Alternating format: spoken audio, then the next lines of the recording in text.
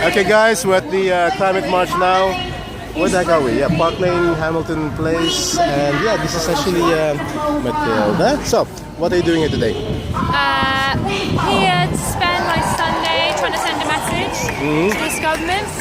Obviously, Paris is happening at the moment, and most people here realise that the stuff they're proposing isn't nearly good enough. So we're here to remind them that they're accountable to people who want to see better measures taken to prevent global warming.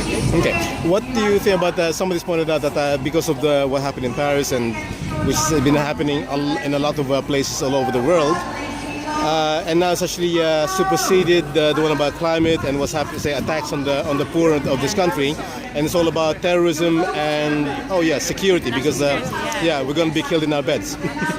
I think it's very difficult. I obviously think it's a huge shame that it's overtaken, this much more in terms of long-term important issue in terms of life lost.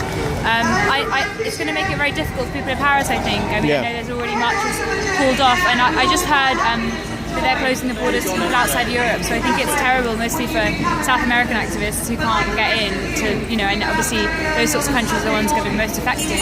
So it's terrible.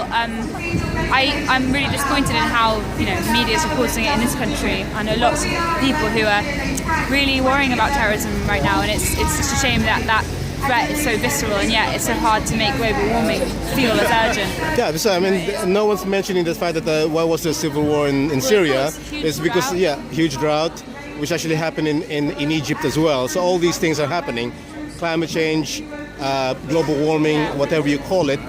And it's happening in all these countries, and that's why people actually you end up with conflict and migration as well. I mean, it's not.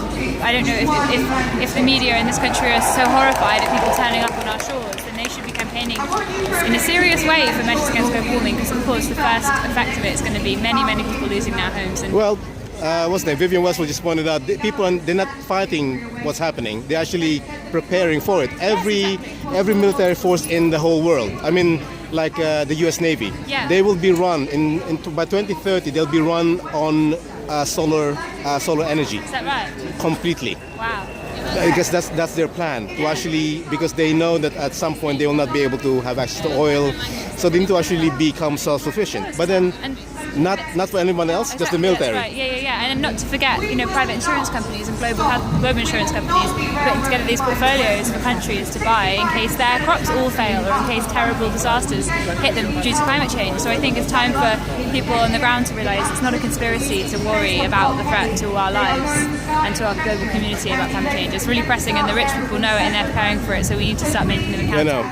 I think some billionaires are all buying panic. In New Zealand.